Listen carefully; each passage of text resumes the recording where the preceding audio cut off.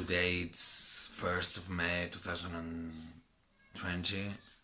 We are in the 50th day approximately of the confined days where almost everything is because of the COVID-19 coronavirus. Because it's 1st of May, I just read from five different writers the first page of his novel, and they must be people with the A in the first letter of the surname. And just to finish with the fifth author, before we just read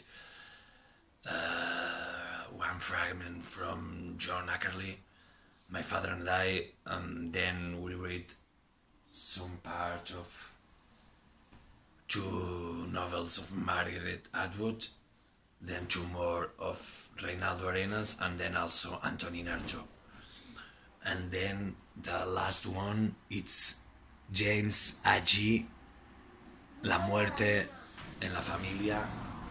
Una muerte en la familia. In English, the title is A Death in the Family. The translator is a woman called Lucrecia C. de Mate. Knoxville, verano de 1915. Editorial Sudamericana, 1970.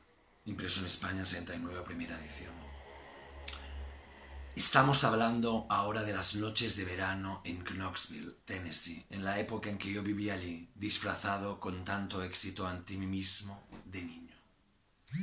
Era una calle algo mezclada, de baja clase media, más bien sólida, con una o dos excepciones en cada uno de sus lados.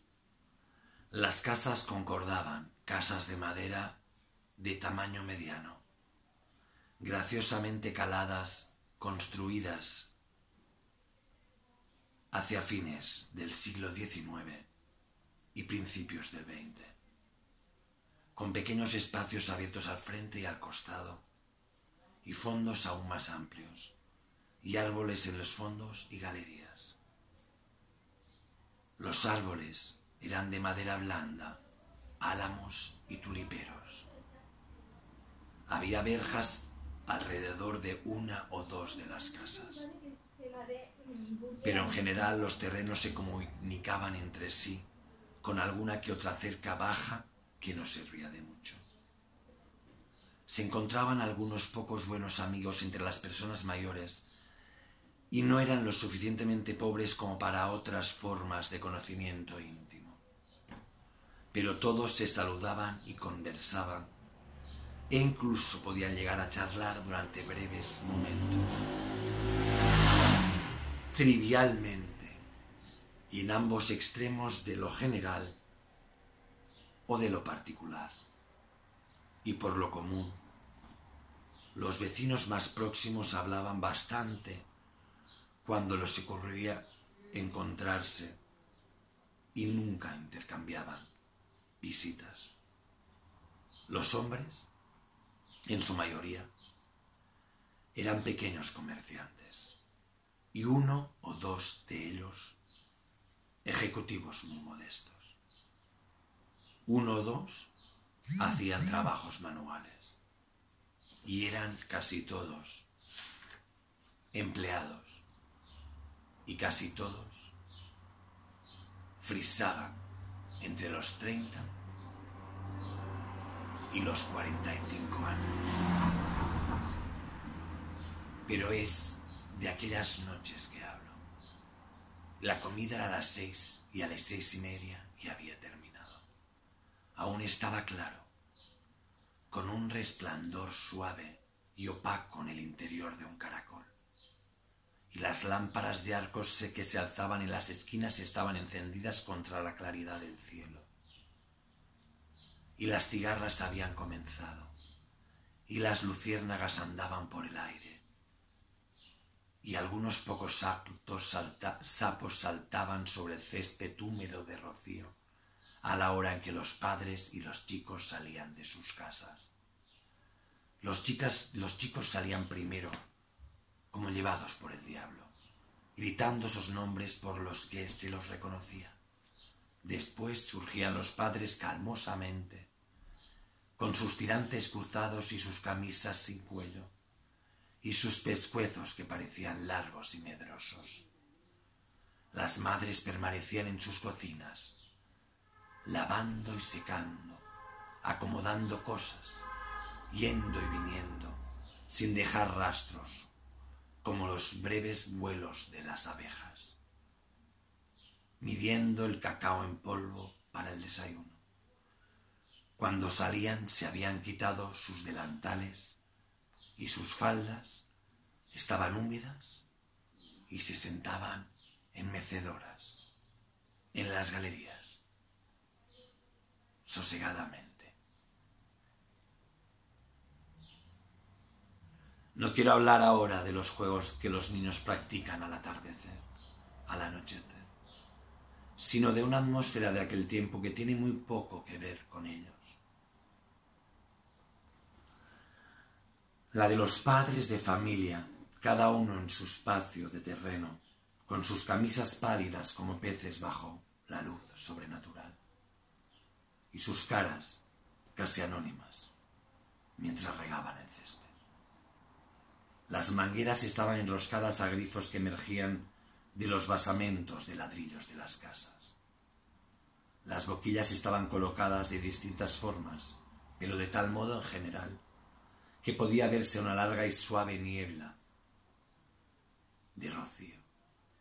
Con la boquilla mojada en la mano, el agua goteando del antebrazo derecho y el puño de la camisa remangado, y el agua proyectando un largo cono, blando y apenas curvo, y con un zumbido tan grato. Primero un ruido enloquecido y violento en la boquilla, después el sonido aún irregular del ajuste, que se modera hasta la estabilidad y un tono tan afinado a la medida y al estilo del chorro, como cualquier violín. Tantas calidades de sonido que surgían de una sola manguera, tantas diferencias corales en aquellas distintas boquillas que estaban al alcance del oído. De cualquiera de esas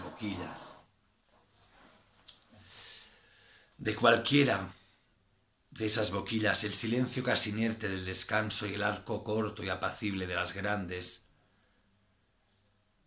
y separadas gotas, silencioso como una respiración contenida, y el único ruido placentero sobre las hojas y la hierba,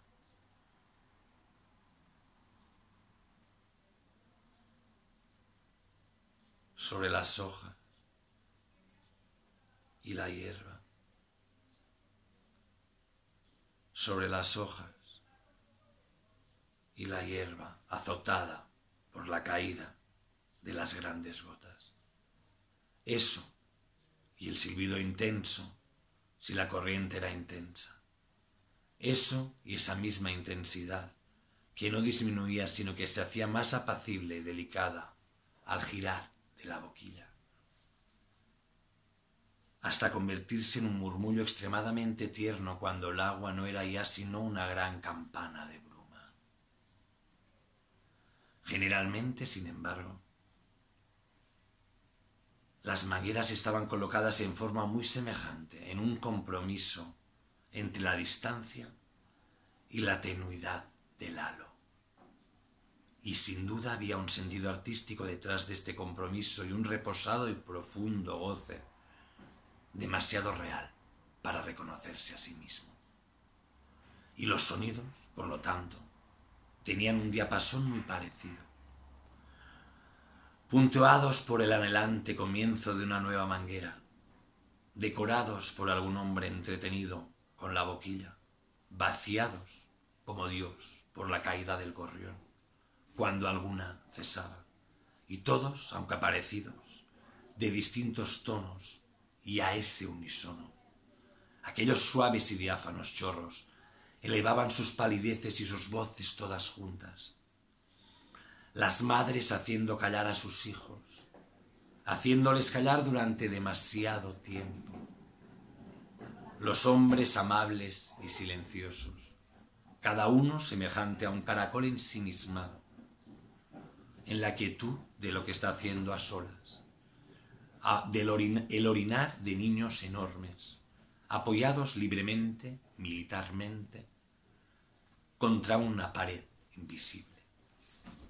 Amablemente, felizmente, pacíficamente, saboreando la humilde dicha de sus vidas como la última de sus comidas en sus bocas, mientras las cigarras continuaban el sonido de las mangueras con su propio tono, mucho más alto y agudo.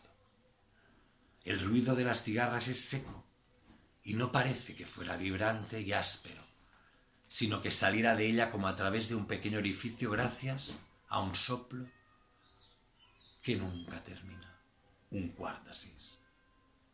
Además, nunca hay una sola, sino la ilusión de por lo menos un millar.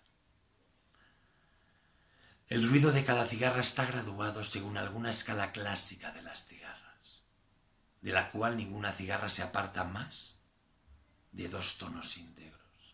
Sin embargo, uno cree oír a cada cigarra como separada de todo el resto, y hay una larga y lenta pulsación en su ruido, como el arco apenas marcado de un puente largo y tendido muy alto. Están en todas partes, en cada árbol, de modo que el ruido parece llegar de ningún lado en especial y de todas partes a la vez, de toda la concavidad del cielo, estremeciéndose en nuestra carne y perforando nuestros tímpanos, el más intrépido de todos los sonidos nocturnos. Y no obstante es algo habitual en las noches de verano y pertenece al gran orden de los ruidos, como los ruidos del mar y los de la sangre, su nieto precoz, que uno se da cuenta que los oye solo cuando nos sorprendemos escuchando.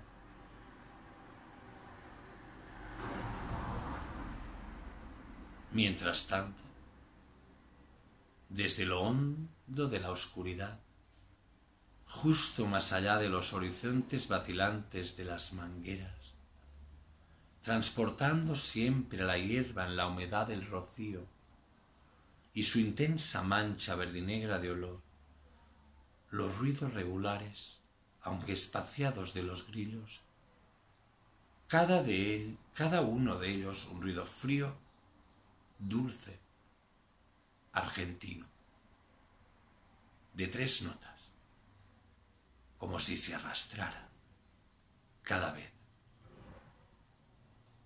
3 eslabones de una pequeña cadena. Pero ahora los hombres han silenciado uno por uno en sus mangueras y las han escurrido y colgado. Ahora solo 2 han quedado y ahora uno solo, y apenas vemos su camisa espectral, con el puño de la manga y el sobrio misterio de su cara, tenue como las caras levantadas de enormes vacas que preguntan por nuestra presencia desde algún charco oscuro de una pradera. Y ahora él también se ha ido, y ha llegado ese momento del anochecer cuando la gente se sienta en sus porches, amacándose levemente y hablando levemente y contemplando la calle, apreciando su lugar en la esfera de posesión de los árboles, los asilos colgantes de los pájaros. Para la gente, las cosas pasan. Un caballo, arrastrando un carro, rompe su vacía música de hierro sobre el asfalto. Un auto estridente, un auto silencioso, gente de a pares sin apuro, discutiendo, sacudiéndose el peso de cuerpo estival, charlando casualmente, revoloteando sobre ellos el sabor de vainilla, frutilla, cartón y almidón. y la imagen de amantes y jinetes redondeada con payasos en un ámbar sin matices. Un tranvía elevando su lamento de hierro, deteniéndose, tocando la campana, reiniciando su marcha, un estertor de nuevo levanta y agudiza su queja de hierro, y balanceando sus ventanas doradas y los asientos de paja sigue más allá, más allá, más allá, con su yerma chispa, restellando y maldiciendo por encima de él como un pequeño espíritu maligno, puesto para seguir sus huellas. El gemido de hierro crece con la velocidad y aumentando desaparece aún más débil, desmayándose, levantándose, se levanta, se desmaya para siempre, olvidado. Ahora la noche es un